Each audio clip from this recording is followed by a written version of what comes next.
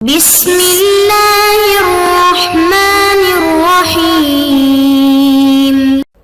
بسم اللہ الرحمن الرحیم۔ السلام علیکم ورحمۃ اللہ وبرکاتہ۔ عزیز طلبہ، آج التبیان فی علوم القرآن کا سبق نمبر 58 ہے، اور اس سبق کے اندر ہم حفاظ صحابہ کرام رضوان اللہ تعالی علیہم اجمعین کا بیان پڑھیں گے۔ عزیز طلبہ، مصنف رحمہ اللہ تعالی جمع قرآن کی بحث ذکر فرما رہے تھے، جس میں شروع میں جو ہے وہ عہد نبوی صلی اللہ علیہ وسلم میں جو قرآن کریم کو جمع کیا گیا اس کی صورتیں بیان فرمائیں، پھر صحابہ اور نبی کریم صلی اللہ علیہ وسلم کی قرآن کے ساتھ جو لگاؤ تھا، دل لگی تھی اور شغف تھا، اس کو بیان فرمایا، اور اب حفاظ صحابہ کرام کا ذکر فرما رہے ہیں۔ تو صحابہ کرام میں بہت سارے صحابہ کرام ایسے تھے جنہوں نے حفظ قرآن میں شہرت پائی، جن کا شمار ممکن نہیں ہے۔ نبی کریم صلی اللہ علیہ وسلم ان میں حفظ قرآن کے اہتمام اور توجہ کے جذبات کو ابھارتے اور معلمین اور قراء صحابہ کو دیگر بستیوں کی طرف، شہروں کی طرف روانہ فرماتے تاکہ وہ انہیں بھی قرآن سکھائیں، جیسا کہ اہل مدینہ کی طرف آپ صلی اللہ علیہ وسلم نے مصعب بن عمیر، عبداللہ بن ام مکتوم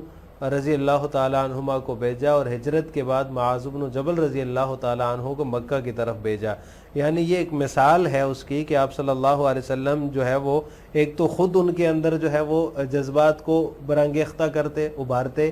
تاکہ وہ خود قرآن کو سیکھیں، قرآن کے ساتھ جو ہے وہ ان کا شغف اور لگاؤ پیدا ہو، دل لگی پیدا ہو، اس کی اہمیت ان کے دلوں میں آئے۔ اور دوسرا یہ کہ جو صحابہ کرام سیکھ چکے ہوتے تھے، جو قراء صحابہ تھے، جو معلم صحابہ تھے، معلمین تھے، ان کو جو ہے وہ دوسرے شہروں کی طرف، دوسری بستیوں کی طرف ان کو دین سکھانے کے لیے، ان کو قرآن سکھانے کے لیے، ان بستی والوں کو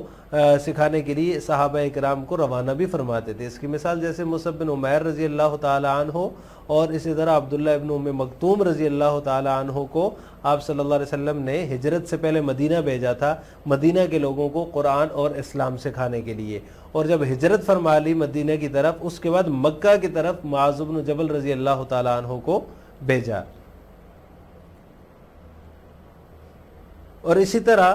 جب کوئی ہجرت کر کے آپ صلی اللہ علیہ وسلم کے پاس آتا تو آپ صلی اللہ علیہ وسلم اس کے لیے خصوصی طور پہ تعلیم کا اہتمام فرمایا کرتے تھے، اور مسجد نبوی میں جو ہے وہ قرآن سیکھنے والے جو صحابہ کرام تھے، تو تعلیم حاصل کرنے والے جو صحابہ کرام تھے، ان کی تلاوت کی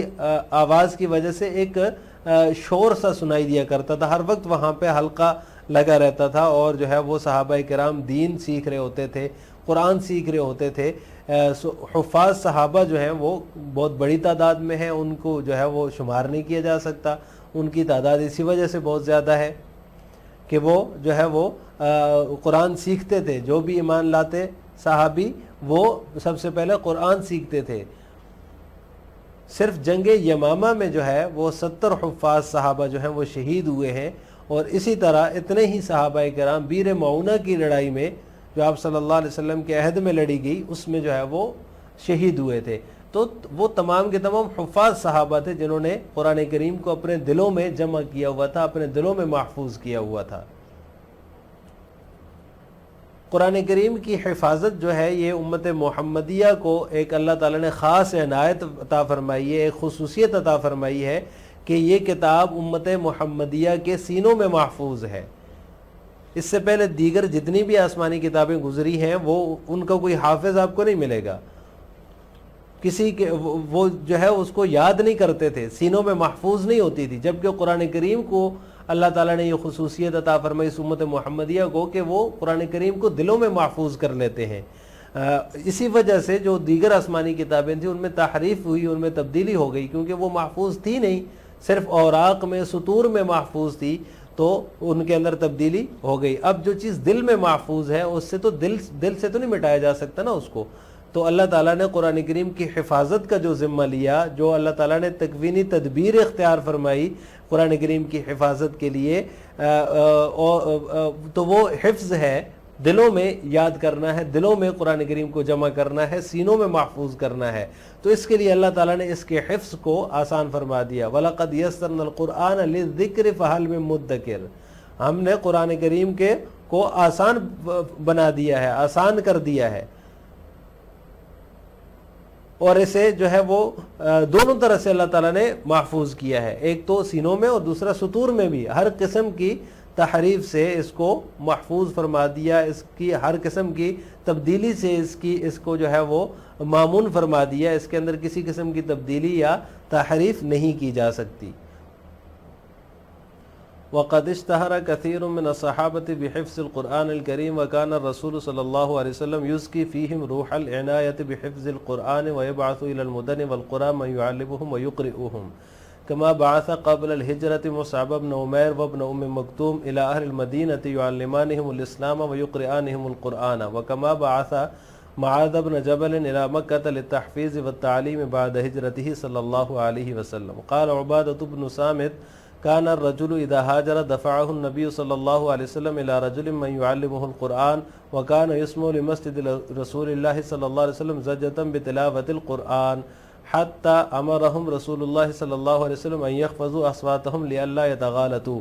ومن هنا كان حفاظ القرآن في حياة الرسول صلى الله عليه وسلم لا يحصون، ويكفي أن نعلم أن عدد الذين استشهدوا في معركة اليمامة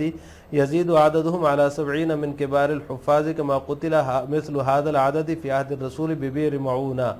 قال القرطبي قتل يوم اليمامة 70 من القراء وقتل في عهد رسول الله صلى الله عليه وسلم ببئر معونة مثل هذا العدد، أي أن عدد الذين استشهدوا من الحفظة 40 بعد 100۔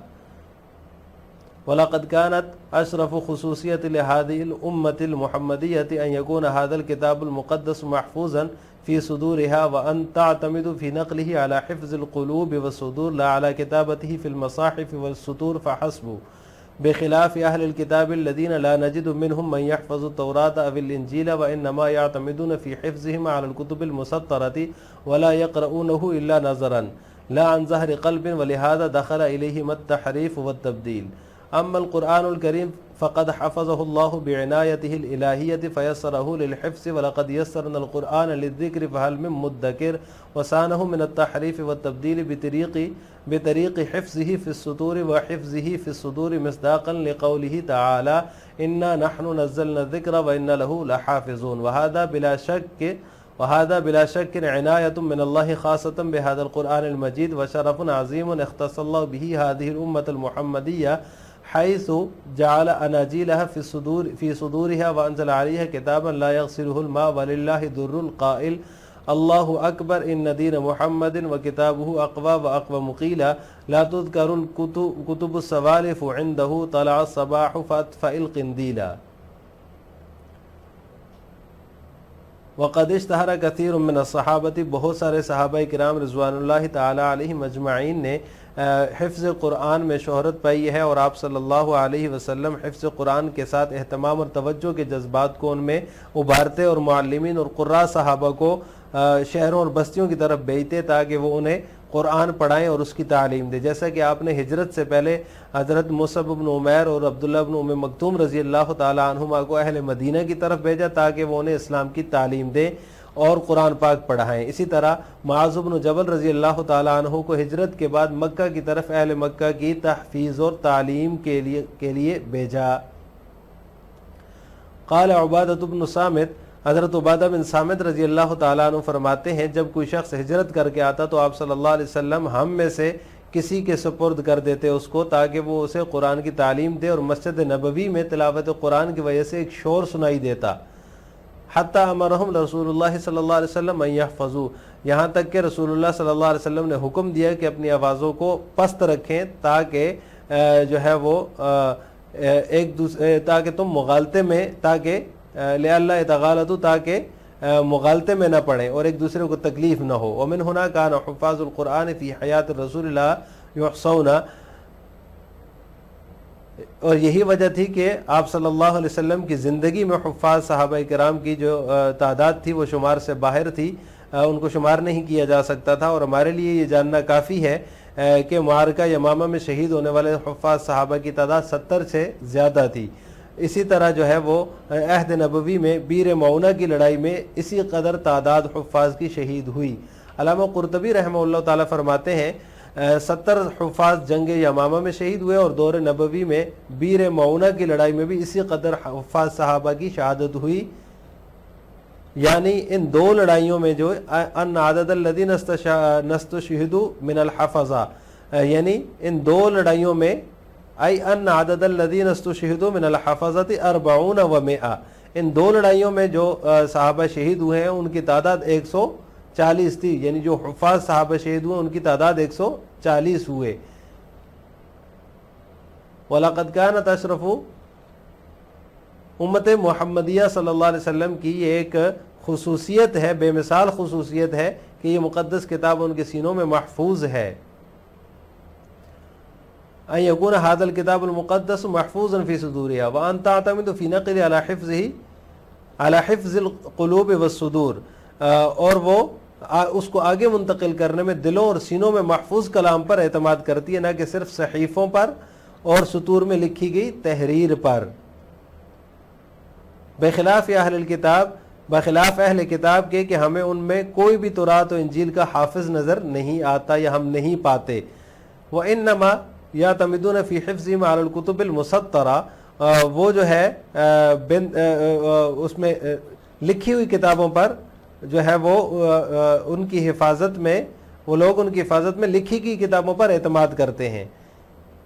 ولا یقرؤونہ الا نظرا، اور وہ انہیں بن دیکھے پڑھنے کی بجائے صرف ناظرہ ہی پڑھتے ہیں، لا عن ظہر قلب۔ ولہذا اسی وجہ سے